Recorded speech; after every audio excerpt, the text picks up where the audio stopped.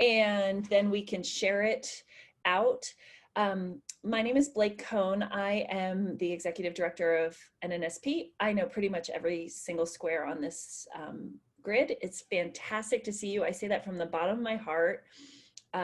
It really does make me happy to see all your faces here today. And we're kicking off the 2020-2021 school year with a bang. We got tornadoes, we got hurricanes, we still have our good friend COVID. Fires.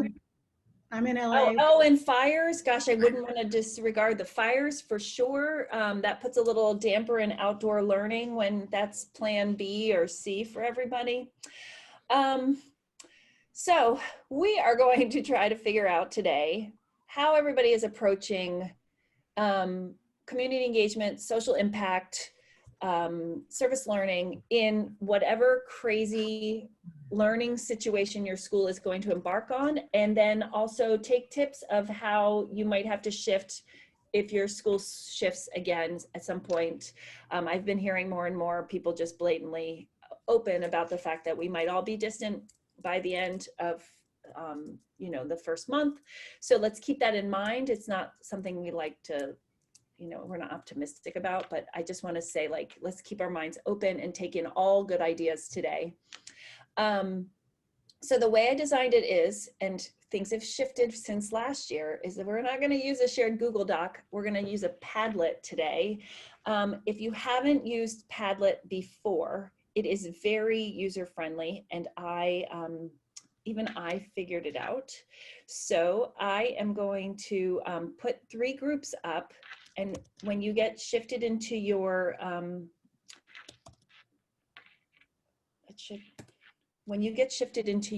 breakout room, click one of these Padlets. Padlet will allow you to answer 5 essential questions that we are going to look at today. There's one in particular that is the talking points.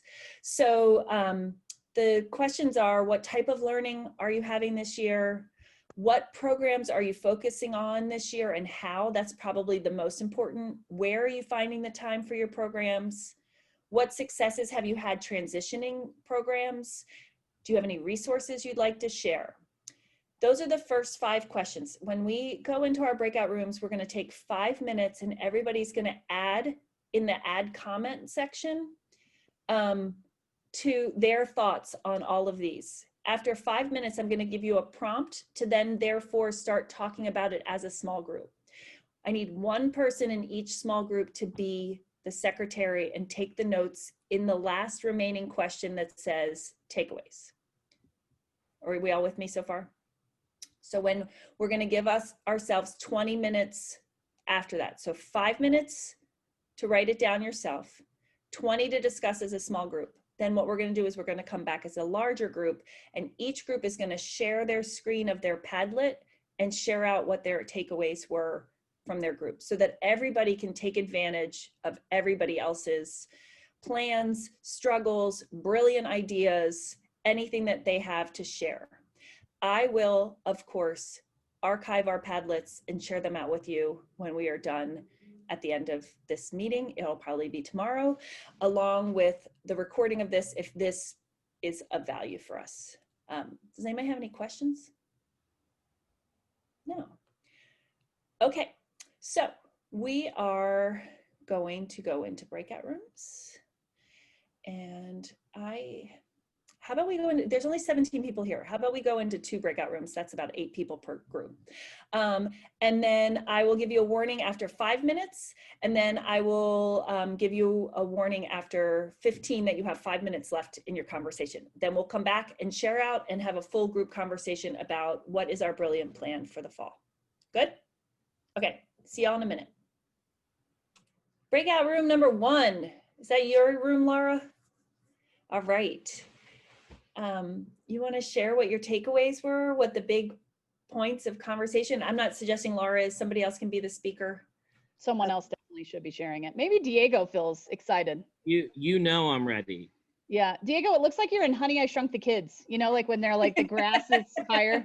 So listen, my background should be taken as a metaphor. We have been open for about 9 school days now. Buck, I'm looking at you. You're at Berkeley. I'm trying to. That's your lanyard, right? Berkeley.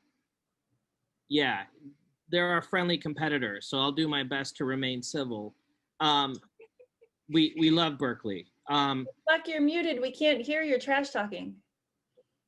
Yeah, no, that's good. That's good. We don't want it to get crazy in here. No, Buck, let's be good colleagues, and let's help each other. Sure. I'd like to know what school where are you? Well, I'd like to remain mysterious at this point. I'm Oh just boy. I'm across the bridge. That's all you need to know. And we're coming after you. So Diego, are you Okay, go ahead. are you in the weeds? Is that what you want? Literally, thank you, Blake. Thank you that was so long-winded. We are literally in the wild as we reopen. Welcome to Florida. Should not surprise you if you know anything about Florida. So let's get to this Padlet because I think there's some good stuff. I was listening, doing my best to kind of synthesize what people said. Let me see if I can actually see what I put up. There it is. Okay. So I think a good discussion. The important takeaways. I'm not sure who this was, but somebody in our group saying, "Oh, thank you. That's even easier."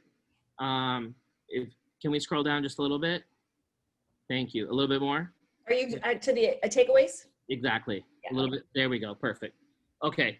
So this idea of trying to stay positive and tailor the service program to today's realities. For folks that haven't reopened yet and are about to, I cannot tell you, do not underestimate the level of exhaustion and angst and anxiety that this will bring to your campus and that it will bring to your faculty. It is unreal. So please, if you've been kind before, this is the time to be even more kind to faculty.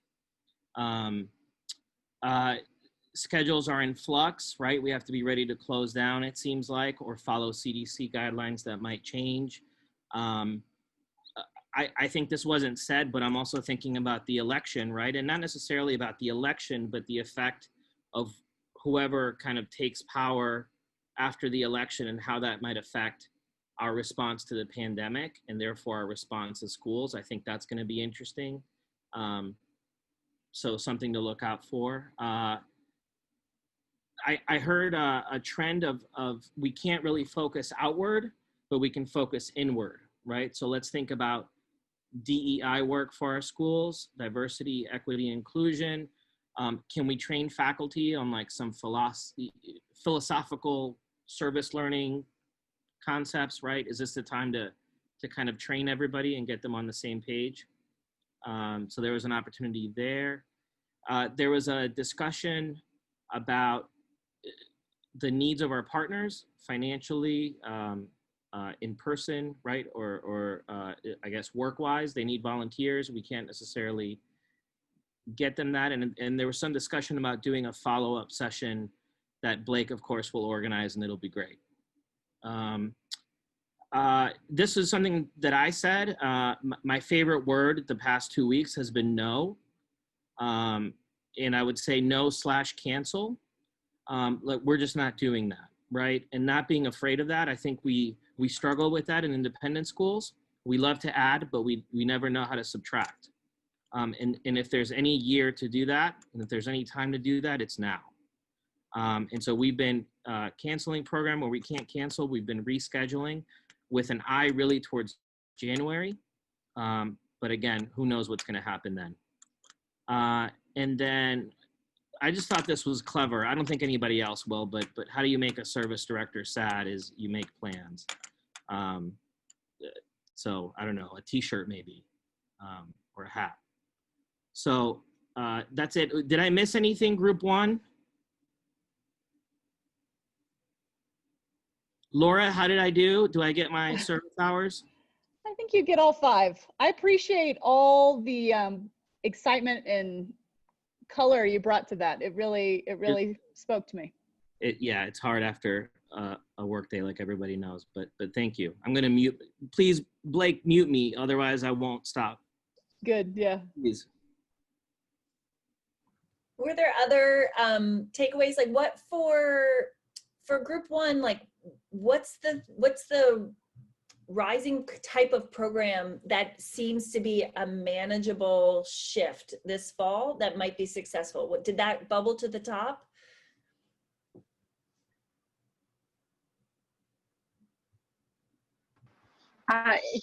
Not particularly, but I will say that I have been working since the summer with my division head and my advisory coordinator to put together something that we'll do in advisory.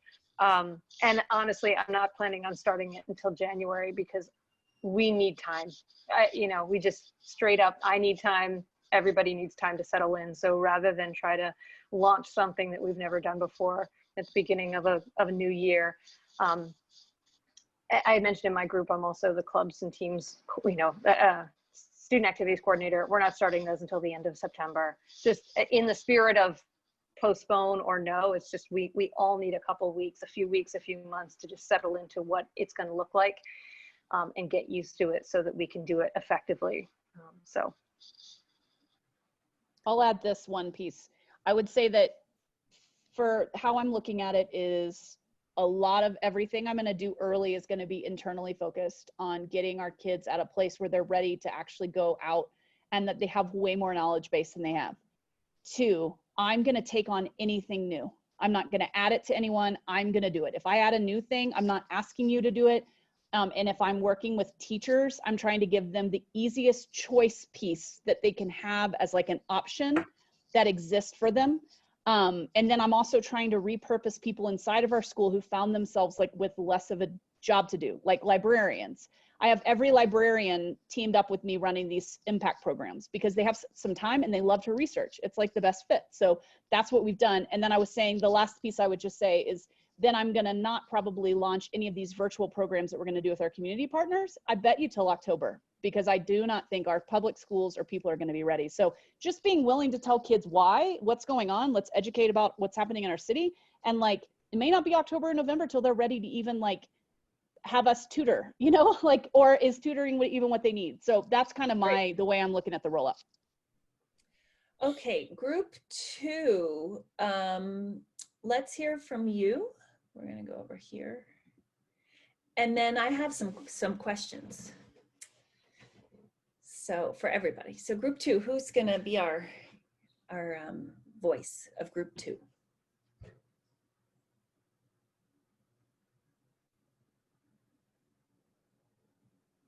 They're obviously on mute because I can't hear them.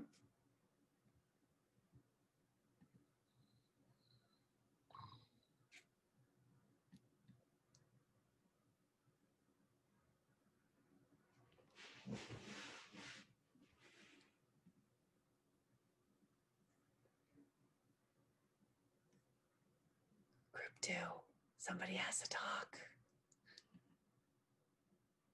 I'm looking at you all. I know who took the notes.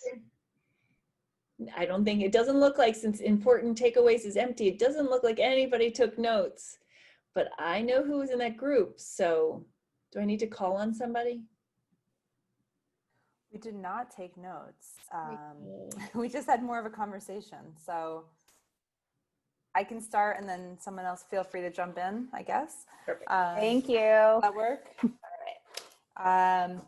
And I don't know if we really had, like we certainly have some stuff in common. And then different schools are taking different approaches. But, I think because it's a mix of some being hybrid, some being fully virtual in the beginning, I think the waiting and seeing is one of the best approaches, most common approaches I think we're all taking, and not rushing into anything or any programs right away. I think we talked a bit about focusing on the internal and the learning rather than the service and the doing at first. When that will happen, I think is a little bit all over the place in terms of the new schedules for each of our schools. But, during lunch breaks, during community times, after school for some, so schedules are still sort of up in the air. And so it's hard to plan those when things are still unknown. And so I think that's more reason to, sort of wait before, going full force ahead. Some of us talked about some of the programs that worked well last spring. Some programs, of course, had to be canceled, and there were, apologies made to our partners and vice versa. But I think now that we've had some time and hopefully been in touch with some of our community partners, thinking through what their needs are and what might be possible virtually. But our group also talked about some in-person programs that have been successful. I know one person in our group spoke about some outdoor activities, performing outside, socially distanced, at a senior center. Others talked about some park cleanups, or maybe doing some cleanups in your own neighborhood or wherever you are, and sort of relying on kids and the honor code to fulfill those. And someone else from group 2 jump in, because I'm trying to think of where we, what I'm missing.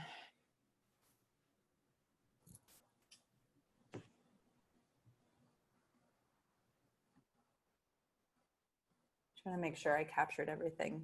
Group 2, you're a quiet bunch. Everybody has access to these Padlets, and I will share them later, but I'm gonna unshare the screen because I really don't love when I don't love being the host with the screen sharing.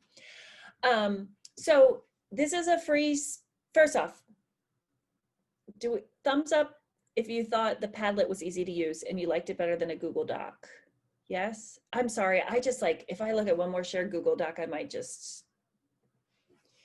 So I tried to switch it up a little bit. I don't know how well it's going to translate to sharing the information. I might have to transfer it to a document, but anyway, I thought it was a little easier to look at. So thanks for being my guinea pigs in trying Padlet, which I'm sure you all have been using but since I'm not in a classroom, I have not been using it. My question to all of you is, and this came up with Sarah and we were talking about this, but just in general, I hear a theme of wait, press pause right now, which I think is great, because in the spring it seemed like it was this frenetic, chaotic, we just have to keep recreating what we haven't had. How are you sure that your programs are remaining at the top of importance at your school, and that they're still, a core component of the experience your kids are going to have if you're putting pause on them for the first 2 months when you're at school? I'm in their ear. Yeah, I was going to say, I had said this in my group. We had an equity inclusion summit this summer, and that one of the things identified was the community service program, which makes total sense. And so I think the way we're going to do it is just getting my community service council out there, continuing to talk about it. And we're going to do our virtual service challenges still. So we're not going to pause completely on it. We have our hours due from last year in the first 2 weeks. So that'll make everyone freak out and color a bunch of photos, which we've been really lax on what is accepted. But then also continuing those conversations and getting those students to kind of get out there is one of my plans. And then as far as administration, I'm just using that hook to my advantage. The community said, we need to change this. I've been saying this for years. Here's how we're going to move forward on it. So. Okay, sorry, sorry, Linda, go ahead. Our area is just a natural for social justice and diversity, equity, inclusion. So whether it's food insecurity or access to education or racial discussions, or it's just, I don't know, we're gonna try to just get after it, I think this work is so important. It's never been more important, and I feel slightly concerned that when you're talking about saying no, and I know, Diego, this is not what you were referring to, but as your school says no, if you're not doing something, how do you get it back up to the forefront again? And so I just want strategies for how we can make sure that this work and our kids' mental health and their development of purpose and their ability to connect what they're learning to the real world and all that stuff still exists, even when it's really challenging to keep up relationships with your partners and to get your kids out in the community. And so I don't know. It's just my own thoughts. Mindy, you look like you wanted to say something. I was going to say, we're not saying no. We are full steam ahead. Like, our school is so concerned that people are going to leave if we're not doing everything that we say we do. So we have, our 7 days that are at least 3 hours of that are part of service learning, even though we don't know exactly what we're doing on those days. So that's on me to figure out. But I love what Laura suggested in terms of like really trying to identify faculty and staff who are not freaking out like most of us are because they have to teach virtually and maybe in person, we don't really know. So really trying to find some of those people to collaborate with, but also really just trying to be creative in what is service. And like talking to our community partners and just trying to figure out like what their needs are, and then really trying, again, be creative about how our students might be able to address some of them. So don't know how it's going to go. And our first day is October 7th. So we do have a little bit of time, which is nice, but we don't know. We think we'll be in person, but we don't really know if we'll be in person. So a lot of thinking quick. Mindy, your first day of school is in October? No, I'm sorry. The first service day. Oh, I was like, wow, I had not heard that yet. That was a new We're one. already in school, but Okay. virtual right now. Okay. We're virtual. So but the plan is they think that we're going back to campus mid-September, but then we obviously don't know what October will bring. So, right. But yeah, I think it's really just trying to adapt. Like, we have about 30 different projects at our school, and trying to be creative in how we adapt them to do some sort of service. And Laura also mentioned looking internal, which I think is a great call, because then you're sort of building towards something, and even though we don't know what the spring looks like, at least we can focus our energy, and like the students will still see like, okay, this is part of service, this is part of community engagement, even though I'm not physically out in the community doing work. Yeah, I would say that I totally understand Diego's mindset and approach with the no, but at the same time, I think you have to ask, at least what we're asking is, no, but, there's like yes and, but maybe this is a no but mode, like we won't be doing it that way, but we could be doing it something else.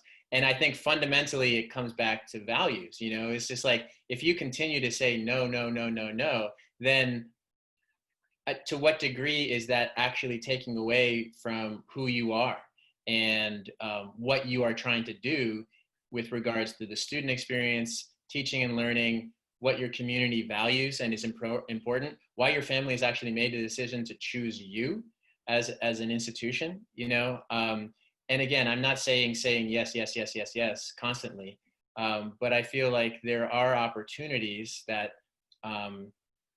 again, I think with the right kind of exploration and considerations, I think they should be explored, and so that's kind of where we are. We have a whole new class I'm teaching this year. I haven't taught in 12 years. I'm back in teaching, and we made a new class for our we're in virtual mode in San Francisco, and a 45-minute service class per week for each middle school grade, so while it's not the integrated kind of co-curricular, totally woven into the fabric of what teaching and learning is, like what we've done in the past, which was kind of on the teachers and how I worked with them and supported them with community partnerships, like this is a little bit separate. Again, understanding that teachers are totally fried and looking at just kind of bare essential teaching and learning and basics.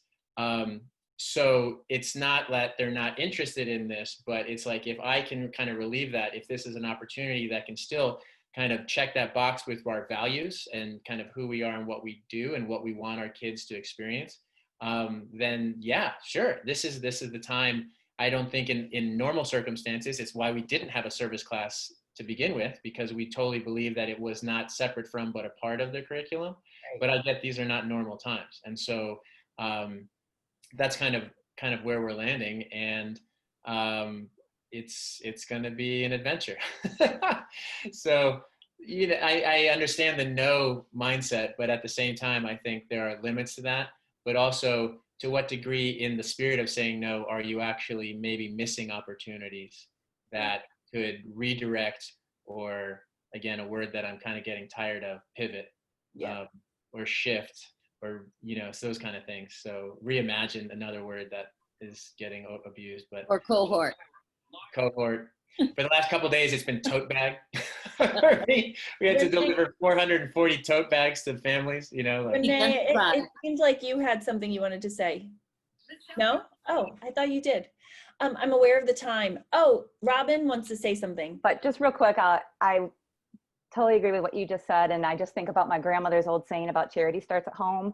And that's kind of the thing that we're thinking of, is how can we help our own community during this time? Because we're all stressed out.